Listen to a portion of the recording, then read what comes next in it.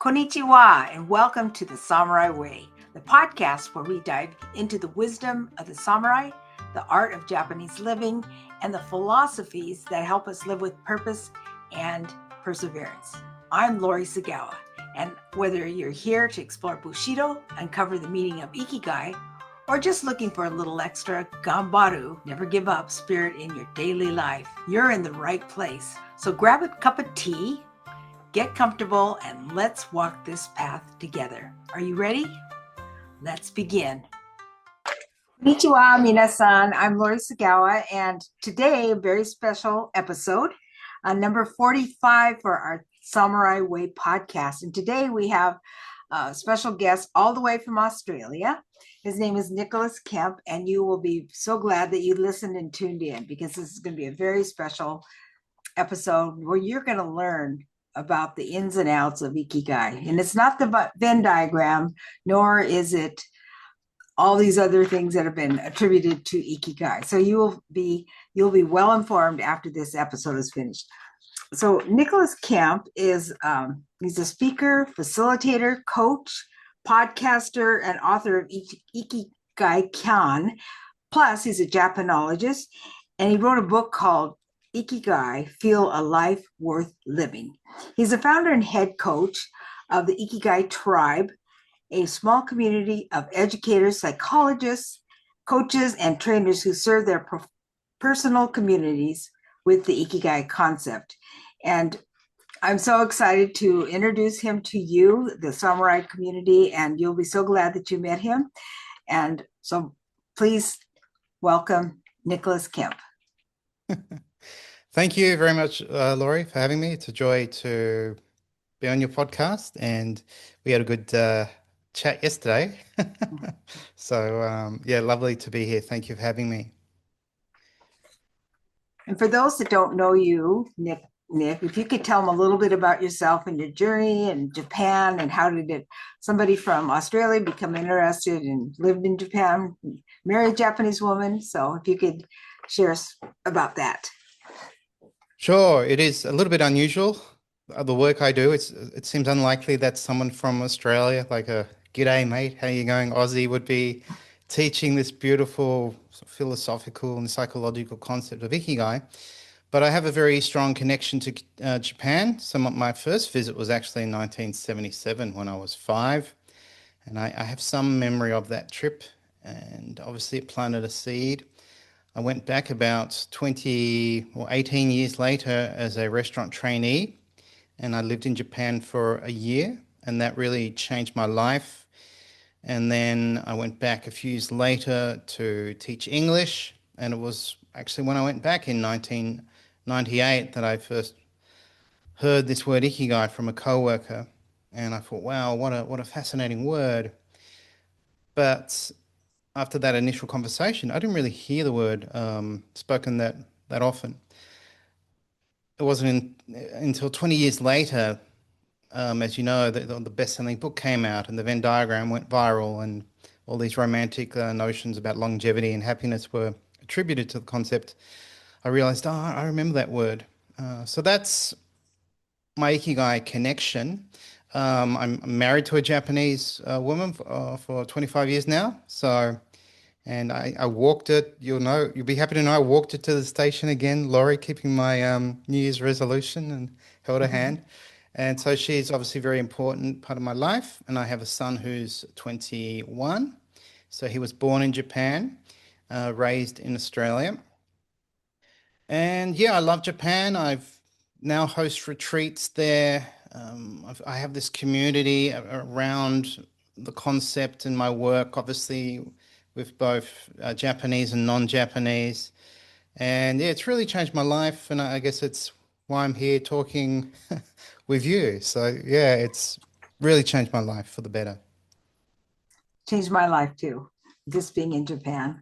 And there's some concepts or items that you want to talk about or points. And one of them is Ikigai Kan. Can you explain more about to the audience about Ikigai Absolutely. Kan? Sure. So this basically is how I like to explain Ikigai and give reference to someone I like to call the mother of Ikigai, Miyako Kamiya, who really was Japan's research pioneer. And she basically wrote in her book that you have Ikigai Taisho, which means Ikigai objects, so that or Ikigai sources. So that could be relationships, people, hobbies, dreams you have, your work, even memories, plans, dreams. And then Kan means awareness, perception, or feeling. So it's ultimately what you feel in relation to those sources. So Ikigai is something you feel. So we feel anticipation or excitement for our plans. We might feel comfort with food or when we hang with our friends. We might feel nostalgia when we hear an old song or see an old photo. And so it's something you feel. So it's really about what makes your life feel worth living, because we're emotional animals and we can have many sources of ikigai and even challenging ones that initially might cause us stress and discomfort. But once we overcome these challenges, we have this sense of self and identity and strength and a feeling that I've had growth. So that's the Khan piece. It's about feeling what makes you feel life is worth living. Oh, great explanation. I'm learning Mm. so much from you, Nick. I have to. I'm Japanese, but I have more to learn. And the other one that you wanted to speak about was Yutori, and kind of like room to spare. That's what I gathered from it. Yeah, so I first learned about this word actually from a psychometric tool called the Ikigai 9, which we'll look at next week. And it's this idea that you have mental space. I like to call it the space to have peace of mind. And it's a state where you have few worries, you have time to consider others and yourself, and you're not sort of rushing about. A good metaphor is imagine like every morning you're rushing out of the door, running down to catch the train, and it takes you 10 minutes to get to the station, and you're always late. If you had Yutori, you would leave early. You'd leave 20 minutes early. So if you bumped into a neighbor, you could even have a friendly chat for 5 minutes, knowing there's no stress. I have this room. So Yutori actually can apply to different concepts such as space, relationship space, financial space, meaning you have enough money, and then obviously psychological. And I like it because I realized that's what I needed in my life. Like I'm quite ambitious. I'm always starting things and wanting to achieve this and that. And I've often suffered from burnout or been close to burnout. And I realized, why do I have this tendency? I should really embrace less and have more room to think and feel and relax. And I think it's a problem in our world. We're burning out. We're always busy. So Utori can give us this space to slow down, have less to do, have less to worry about, and feel more ikigai essentially. I was just reading about that in your book today about Yutori, how you went from one extreme to the other, and I thought that was interesting. And so many people, and then um, I just, do you want to share a little bit more about that journey? And I think a lot of people, or I believe a lot of people in Western society in this modern day and age, because there's so much coming at us, we just don't know which way to go. And it takes discipline to calm our minds. It does. It took me a while. Even, even when I tried, I'll think, I'll get off the computer.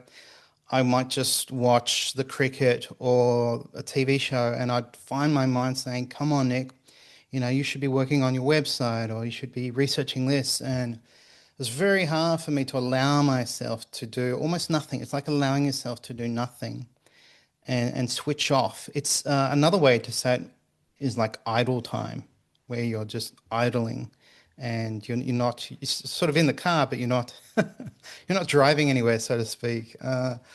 So, and I think it's harder because we're so distracted now. We're so stimulated. We're overstimulated with messages. Pick the first thing we often see is our phone.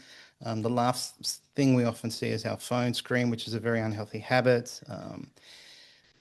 it's almost to the point when we do have this opportunity to have space, we now have this tendency to pick up the phone, which is shocking. Like we cannot actually enjoy space or time because we have this habit of constantly checking social media, checking email. Um, like a good practice would be to when you're working or when you're sleeping or when you're relaxing, remove your phone, like Hmm. leave it in a different room, and then that will help you, I guess, create some Yutori in your life. I like that. I even like the word. The word sounds nice, It Yutori. does sound nice, doesn't it? Yeah. And I feel like the electronic and the mobile devices are being introduced younger and younger. And when I see these young kids, it's not. I've read where it's really not the greatest thing for a kid's mind to be glued to the screen. No, it's definitely changing their brain. We Mm-hmm. we as a family decided not to give our son a phone until he was in high school. And it was strange because once we finally gave him a phone so he could basically be in a social group and socialize because all of his friends had phones. Yeah, then we had this decision, do we manage it? And do we say, right, 8 p.m., the phone's on the kitchen table? And it's quite upsetting for him because he's saying, well, after we do our homework, so it's the time we connect. So we had to make a choice. Do we trust him with the phone or do we try and manage it and go through this kind of conflict every evening? So in the end, we decided to give him the phone. But I do think him not having a phone for those early years was a good decision. And Mm-hmm. he's quite a free thinking, creative person. And I don't know, spends a lot of time on the screen though with his work Making up and his time. entertainment. Yeah, so My grandchildren didn't get a phone until they were in high school too, and yeah. it was hard on them because they felt a little socially outcast. But Yes, but they're very creative. You know, they learn to use their imaginations. They play outside. They play with toys, real toys. So I think it's good for the mind, good for the brain. I agree. And also the one you wanted to talk about was Shimei Kan, and then we can talk about Yes. other things after this. Okay. So shime is purpose in Japanese. So a lot of people think ikigai equates to happiness or ikigai equates to purpose. Like, oh, ikigai is finding your purpose. Purpose is a central element of ikigai. But the word is shime. And what's fascinating about this word, it basically gives you the definition of purpose when you look at the kanji. And if you ask someone like, oh, what is purpose? Like, how do you feel it? How would you define it? It'd be quite hard, and it would be very subjective. But if we look at the kanji, the first kanji is shi, which means use, and then the second kanji, which is often also read as inochi, means life. So shime means use life, obviously inferring that purpose is when you use your life, obviously intentionally. And then kan is the sense. So if we have this sense that we're using our life, we're feeling this sense of purpose. And the beauty of it is we can decide how to use our life. Yeah, we can decide what to do, who to help, who to serve, what to learn. So you have this sense of using your life for good, to help others in service. Yeah, that will contribute to your feeling of ikigai. Hmm. And that's a powerful question. Like a coaching question could be, how do you want to use your life? This week, as a parent, as a partner, as a coach, um, because you need to give it thought. Then, if you just say, "What do you want to achieve?" then we start talking figures or numbers or goals, and it's always an outcome, which is good. It's good to have direction, but you get more detail when you're asking, how do you want to do things? How do you want to use your life? What kind of person do you want to be? That's so important. That's really important. That's what I love about Ikigai. It really helps a person really dig into their lives and find out their intentions and dig deeper than the surface, which is really good. And I love learning about it. I'm excited about this. Would you like to share a little bit about your thoughts about Japan? And you can even include the trip that you take people on. Sure. I mean, I love Japan, and I've had I guess over the years I've had this. I wouldn't call it love-hate relationship, but I've had a challenging relationship with Japan. When I first lived there, as I guess as a young father, I found it very challenging. I started my own school. I was living in quite a small town, and I felt very isolated. And I'd made a pretty poor decision in starting my own business school. Not my business school, my English school.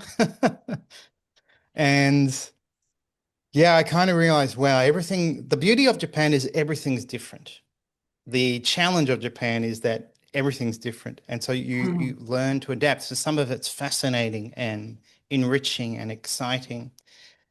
But living there can also be challenging because obviously you'll never be Japanese. You'll always No, kind of be a foreigner. I was often usually asked, "Oh, where are you from?" And every time I met someone new, which is fine, but once you're living there, you sort of realize, oh, this I'm having this conversation again. So there are these little things that really challenged me. But I guess now in the position I am, I've really have this control of my life. I've fallen in love with Japan again. And for me, it's always been the people, the friendships I've had. Of course, the food is, just delicious. it The is. culture's amazing, but I've formed these amazing friendships. And I'd say my best friends are in Japan. So for me, Hmm. it's always been about people, connections, so much learning and growth, and also this opportunity to discover and see or feel a different way to living, which is obviously, why we're talking about Ikigai. And then this endless opportunity to discover so many cultural practices or crafts. Oh, I And know. you could live 100 lives in Japan and only scratch the surface as to what you could learn. So that's always inspiring to know you can go back. And I saw a video last night on someone making somen noodles, and the Oh, process to make handmade somen noodles just blew my mind. And thought, wow, this is an incredible commitment to making noodles. And yeah, we just don't have something like that in Australia. So it's fascinating. or the United States. Because people spend my cousin, let's see, would he be my second? No, my second cousin went to Japan when he was after college and he wanted to be a sushi chef, but he ended up making rice for years before he was Yes. able to. There's the rice apprenticeship. It's Yes, it's that's like what he did. 5 years or something. So, um, but there's reason. There's also, I mean, I had a conversation with Ken Moggy, and he said, "Oh, like Nick, are you aware of this sort of approach or this way of teaching in Japan when you have a craftsman who's a master and they take on an apprenticeship?" He says at the crucial time in their craft where they're doing like the most important thing, they'll turn to their apprentice and say, "Oh, go and grab me that hammer," or go outside and do something," so that they don't see the technique. And it's obviously really like, oh, why would you do that? Why would you not show the technique? It's sort of so counterintuitive. But the idea is they want the apprentice to work it out by themselves and think, and maybe they come up with a better way. So that they have all the general training, but these crucial points of the craft, they feel it's better. The apprentice works out how to do that. That they It's a very, discover it. yeah, very Japanese way to thinking and to serve your apprentice. If I tell Mhm. you and show you, you won't fully understand. But if you work it out yourself, you will fully understand, and you might Hmm. even work out a better way. So that's usually quite different to most apprenticeships. Hmm. It is. It is because a lot of people we become rather impatient here in the Western world. And my cousin just said it was something else. And he ended up marrying a woman who was fluent in Japanese, but she was Italian. And they got married and have children and send their children to a bilingual school. So I think it's great that he doesn't want to lose the culture. Hmm. Yeah, I'm hoping my son will take an interest. He's 21 and he spent his first 3.5 years or 4 years in Japan, and he was fluent for a 4-year-old. And then, we got him into school here early, and it only took about 6 months for a complete switch where English became fluent. And his understanding of Japanese is great. His speaking's sort of lost a lot of his speaking ability. But yeah, he has so much culture to explore. So I hope he does that in the coming years. Mm, that's great. Mm. My parents did not teach us Japanese. We were culturally almost bankrupt, but they spoke to each other in Japanese because they didn't want us to understand. So when I went to college, I learned how to speak Japanese, and I've been studying it off and on for quite a few years.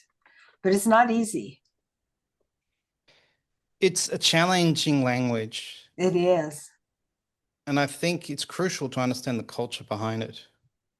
Uh, so I think it would have been harder for you and me when we first started, yeah, because all we had were textbooks, and maybe if you're lucky, you could get a cassette tape on, you know, something about learning Japanese. And then back then, the language teaching was so structured and informal and not really a representation of how Japanese is spoken in Japan. Now the opportunity is great. You can obviously watch YouTube lessons. It's all free, but it does require a commitment, and you almost have to become Japanese to speak it well. You have to embrace things like we were talking before, like silence, and saying less and listening more and being a bit more thoughtful with what you say. Mhm. And then you've got to decide if you want to learn how to read and write. Oh, no, thank you. I decide no, I haven't been enough challenge with learning how to speak it, but Mm, yes. when I'm in Japan, I try to use Japanese as much as I can. Mm. That's good. I mean, it's what a journey for you to, I mean, you share with me that your identity and being in the States, and you had this belief, I guess, from, what your parents said, and I guess your community are like, oh, my Japanese identity is something I shouldn't explore. It's almost, if I do, I'm doing something wrong or I'm in trouble. And now or not now, but obviously several years ago, with a few life-changing incidents, you shifted to thinking, oh no, this culture can support me and help me, and it's going to help me Mhm. grow, and you see things from a new perspective. So how's that been for you, that journey? Very interesting because I was about 6 when my maternal grandmother died, but I loved her. I just loved being with her, and I asked to go to her. She had a boarding house in Portland, and it wasn't the best neighborhood, but she loved having me, and I don't remember her speaking English to me. I think she tried to teach me Japanese, but I remember she made inari sushi, and it's like I have to learn how to make those. And so that's the one thing I do make is inari sushi, and put a Mm. love. I think she put a love in me for Japan, and she said where she came from is one of the most beautiful places in Japan. And then when I met my cousin, I learned a lot about the background and where they came from. And she used to say it's one of the most beautiful places in Japan, this Miyakan, where they had the divers and the tea fields. Oh, And so really beautiful out in the country. And they came from, actually, it was I don't know much about my maternal grandmother, but the grandfather was one of 8 boys. And he and his brother did not want to be part of the, I think it was probably Mekon. So he came to the United States to become a chef, and the other one had a cattle ranch, and he did very well. So it's really Oh, interesting. I would love to see a picture of the other 6 brothers, but haven't gotten that far. But at least I got to meet my cousin, which is just, mm. I'm so thrilled about it. Yeah, how exciting for you to explore this family history and also this lineage to samurai. So It is, that's and I exciting. can see it in my It's from my paternal side, and when I see a picture of my grandfather, oh, he looks just, upright. And he was, Stoic. yes, yes, stoic. And my dad said he ran his family like kind of like a military man. He Mm. just strict, but the mother was very loving and kind. So there was that balance. I think it's wonderful that you're doing this. Yeah, and it's probably something we should do more, like explore our own culture. Like I'm always wanting to go to Japan, but I probably should also check out my own backyard and learn more about the indigenous culture here, but also Mm-hmm, the formings of you know Australia, I guess, mm-hmm. because it's definitely my identity growing up here. I love Japan. I tell people every time I go there, I learn something new and just glean a little bit more and watch the people. And because when I grew up in the 60s, that wasn't a time to be Japanese. We were No, ostracized, and mom and dad were, they were put in those horrible camps, and they had to kind of drop their identity. Otherwise, they would have been put in the second camp, which some people did. If they were the community leaders or the heads of whatever, they were put in another camp. And my I see. aunt's father was actually in one of those camps because he taught the language.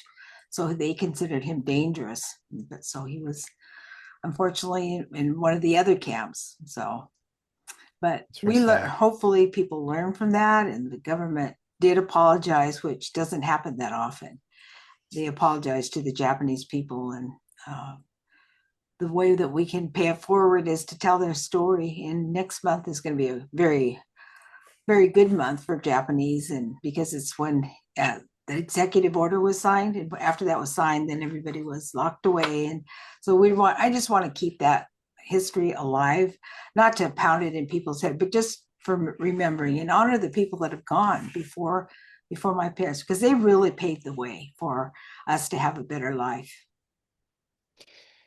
Yeah, we should do that. We should recognize life was a lot harder for probably for our grandparents and their parents, Mm-hmm. and in your case, um, yeah, the move to America for a better life, and then, yeah, the outbreak of war. Then everyone who's Japanese, you're an enemy now, so we've got to almost round you up and lock you in a cage. Yeah.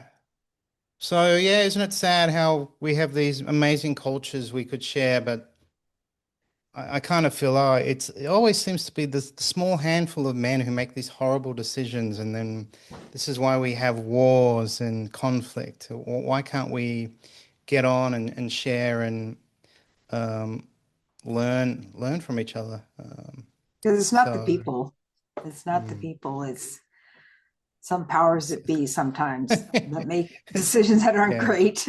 exactly. Yeah. So So that's what I love about the Japanese culture is in the samurai is that you are like this. You're like an arrow. You spot on about what. That's what I like about Ikigai is you're putting all these things away, kind of brushing off the extraneous things that you don't need in your life, and concentrate and cherish the things that really mean something to you, that are important to you. exactly. You've said it perfectly. It really is asking the question, what matters to you? Like Ikigai is really asking what makes your life feel worth living. I was even reflecting on this morning, thinking, where do I want to sort of expand my business? There's all these possibilities, and then I worked out, oh, I don't want to do that. I don't want to do most of these things. It's It's more stress, it's more work.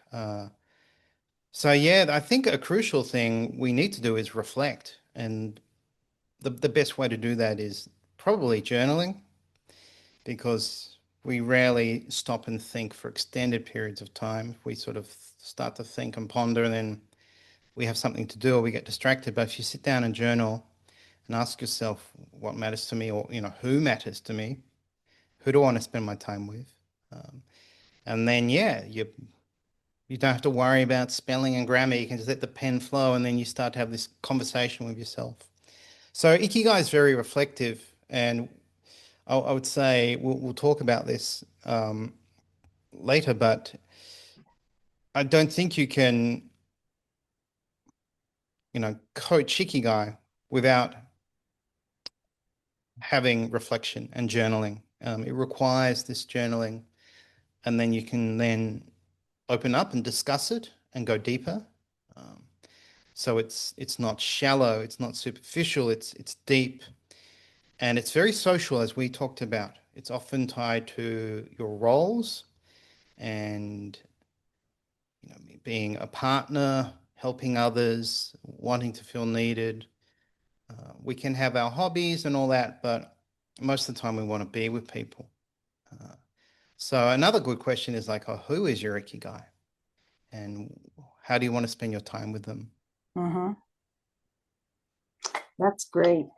You've given us a lot to think about, but what is one thing, who and what would you like to leave the audience with? Oh, And we will put in the notes about your book and your website and all of that, but how they can thank get in you. contact with you. Sure. I think do you feel more Ikigai when you're in a state of gratitude? And Mm, we have a lot to be grateful for. yes, we do. Um, I'm very grateful to you for being part of my community, having me on this podcast of yours. And we're now friends basically. And who knows, we might meet in person. So we have a lot. So we can always stop and think, oh, I have a lot. I have more than enough. Who can I, where can I pause and think, oh, someone's really helped me today or my past. And you can thank them, or you can just feel grateful. So I don't want to be too cliched, because we often hear, "Oh, well, I'll just be grateful." But yeah, just think about who's helped you, and do you want to thank them somehow today with a text or a phone call? Hmm. So essentially, yeah, who is your Ikigai, and how can you thank them is probably what I'd like to leave us with. That's great. And I love what you shared about your wife and walking with her down to the station. Yeah, it's fun. It's sort of fun now. And when the train goes by, we sort of wave to each other like we're newlyweds or something. So, yeah. But that was, I didn't want to have all these goal-based New Year's resolutions. I thought, why don't I make it simple but meaningful? So make it meaningful, and Hmm. then it's makes you feel great. Yeah. Does she have a long train ride to work? It's quite a train ride. It's an hour in total, I think, to get to work. Mm, okay. Yeah. So, yeah. Send her off with a bit of love. Oh, that's cute. Mm. Oh, well, she sounds wonderful. And so does your son. I'm sure they're both lovely people like you. And just want to thank you so much. And you taught us about Ikigai Kan, Yutori, and Shimei Kan. And those are That's things it. that you can find out more about Nick in his book. I'm reading it right now. It's very good. I really like it. And Thank you.